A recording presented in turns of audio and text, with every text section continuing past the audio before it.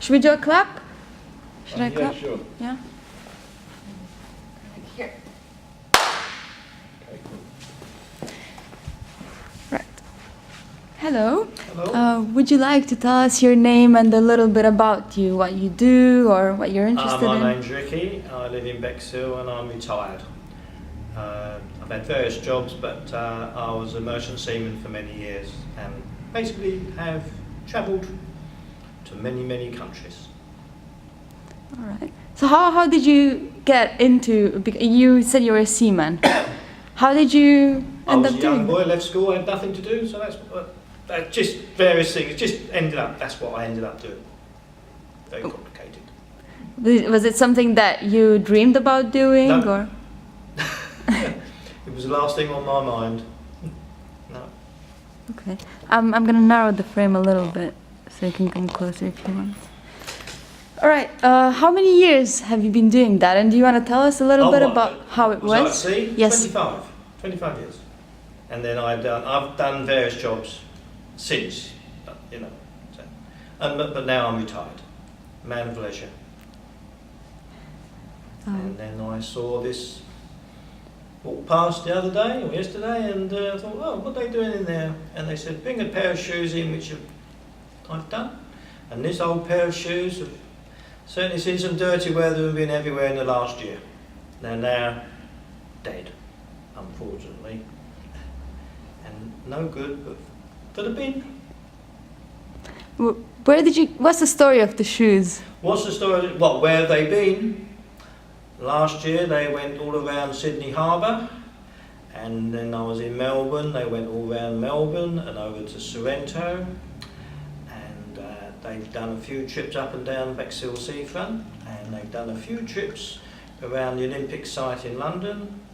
And this weekend they went from Beckton to Stratford to see the Olympic sites, and then they just said, no more, we're dead. They've gone. They've done their dust.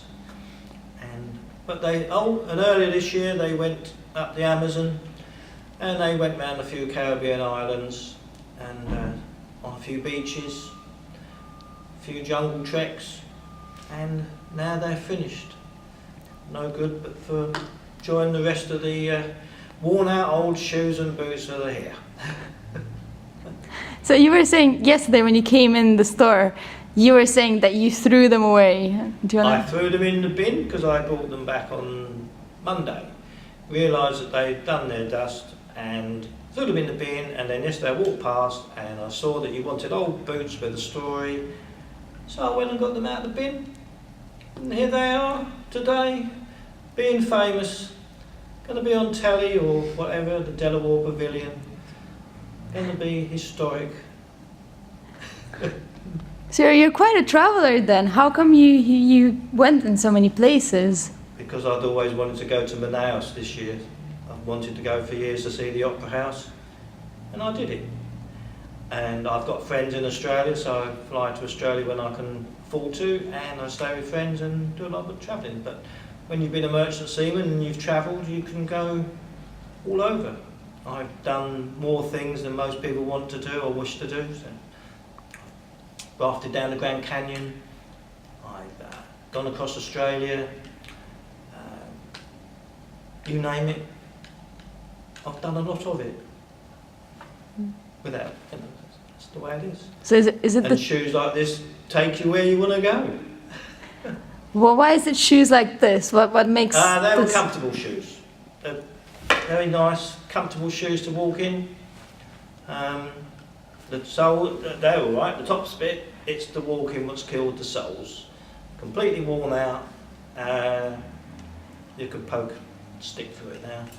But these were very comfortable, and they lasted well for all the walking. They've probably, I don't know how many miles they've done, but a hell of a lot of miles, and they've seen a lot of places. That's the story of this pair of shoes. I don't know what the others have got to say. Just up and down Bexhill seafront. Maybe they've done a marathon.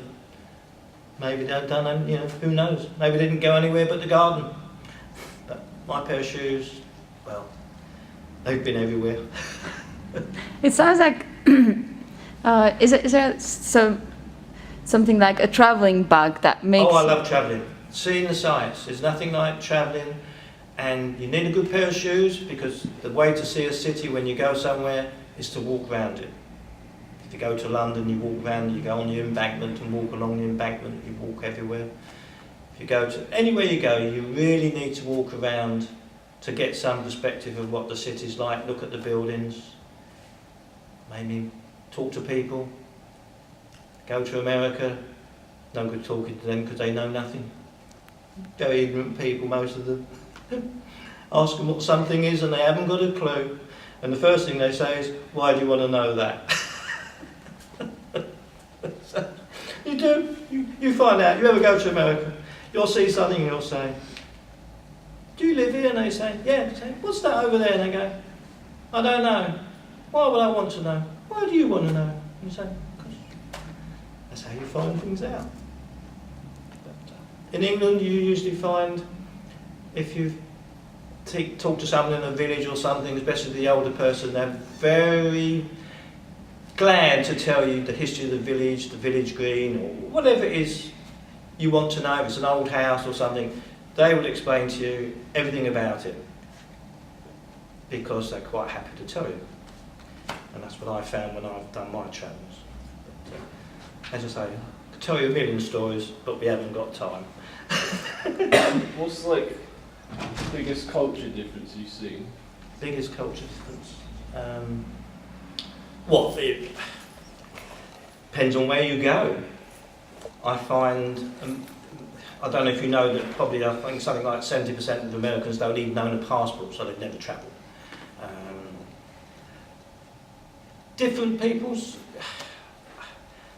it depends on where you go and how you're seen. If you go to a poor country and you're like me, most people think you're an American and got lots and lots of money. They don't realise that over the years you've had to work yourself, you've been a worker or whatever it is. There you go. But there's so many countries out there, so many poor people. There's places when you see you cannot believe the poverty, and you just have to kind of think, there, but the grace of God go I. I was lucky I was born in this country. Unfortunately, for millions and millions of others, they were born elsewhere where it's not such a lucky country. And there you go. So when you're walking, what are you walking away from? I'm not walking away from any. I'm walking to look at things. If you go with the Ramblers, you walk through the countryside because you want to look at the countryside, or come across a big old house or something, or church. People go to churches to walk around churches. I like walking around cities. When I've been to foreign countries, I just like walking and seeing the buildings. If you go to a lot of places, like say you go to Chicago or New York, you need to go up high because a lot of the buildings you look at, you'd be surprised what's on the roofs. There's gargoyles, statues and things which you can't see from the pavement. And it's only when you go up high on the higher levels that you should see things which you wouldn't know were there. You go to Chicago and you look out from what was the Sears Tower and you're looking down on, I don't know if it's a police station, but there's a prison with all the cages around it and the prisoners in.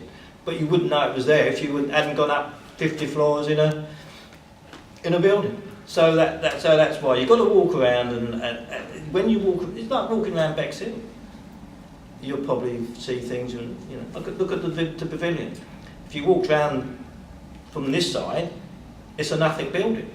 You've got to walk around the other side to see it at its best, and that's the same in any city. You walk down here and you think, oh, that's not much cop. You walk around the seafront and look at it from the seafront, it's a different perspective, different building altogether. And that's the same in any city that you travel to. You need to walk around, not sit on top of a bus, walk down the little alleyways, like if you go to London, there's all little walkways and little wine bars and cafes, all hidden away you wouldn't see unless you walk around. So that's why I walk around. Mm. You sound like a different kind of traveler than most people. In what way? The way that when a lot of people that I know, when they go traveling, they go and take the tour bus and they go and see the museums and they walk a little Oh, well, I bit do all the around. museums. I mean, I've done the museums and I did a country house this weekend. I went to a place called Aldby End, and then that was on the Saturday, and on Sunday I went to the Museum of London. I do all the museums when I go up to London. There's so many of them. When I go abroad, if I'm in a city and they've got a museum or an art gallery, I will go to the art gallery and the museum. It depends on where you are. A lot of places don't have them, but the travelling is just seeing what's there. And as I say, enjoy walking. You need a good pair of shoes to go walking. I'm going to have to go and buy another pair now. What's the biggest adventure that these shoes have taken? What's you? the biggest adventure I've done? I rafted down the Grand Canyon. I did a trip across Australia. What else have I done? I forget. Crossed another ball plane in Australia, camped across Australia, dived on the Barrier Reef. There's so many things. I could sit here for an hour, and we haven't got the time, and I'm quite sure you'd get bored if I told you. If we pick one of them, could you describe it to me a little bit? Just one occasion in which One you occasion. felt that. Well, we'll just say I'd just been up the Amazon on a cruise ship, and I'd always wanted to go up the Amazon, and it was everything I imagined. It was the jungle, the small boats taking the people from A to B. You went up and there was just boat after boat with people, because there's no roads go along. When you get up to, there's no roads go to Manaus. You can only get there by plane or boat. And for years I'd wanted to go there and see the Opera House and see to go up the Amazon itself. And it was everything I imagined. It was everything I imagined. Butterflies and things landing on the deck of the ship. You did see the occasional animal. It was just, in that way, that was what I imagined. But I've done so many, I've had so many adventures. It's just one of them, and that's the latest one. Hopefully, something else is going to come up in the next few months or next year, and there'll be another adventure. I'll go somewhere I haven't been before. Or I'll go back to somewhere I like. So it's. So what is it that remains with you after all these journeys? What remains with me, what I've seen, what I've done, and the friends you meet. Sometimes you meet people and you stay friends with them over the years, which I've done. I'm in contact with people I met 30 years ago, and I still see them when I go back to Australia. We're still in touch. It's one of those things. So it's life, isn't it? It's like you meet people in the pub or the club you go to. Some you get on with, some you don't. Some you enjoy telling stories to. I'm quite sure there's a few of them when I go out there, if they see this and then there's that Ricky again. So no names, no pack drill. But no, I've got some friends who we drink with and meet up with, and they all tell each other stories. I'm quite sure right now someone's sitting in the club and they're passing on the stories of what they were doing on holiday last week, last month or last year, or what they're looking forward to do next year or next month or whatever. Because basically we're all the same. Jake? Do you have any?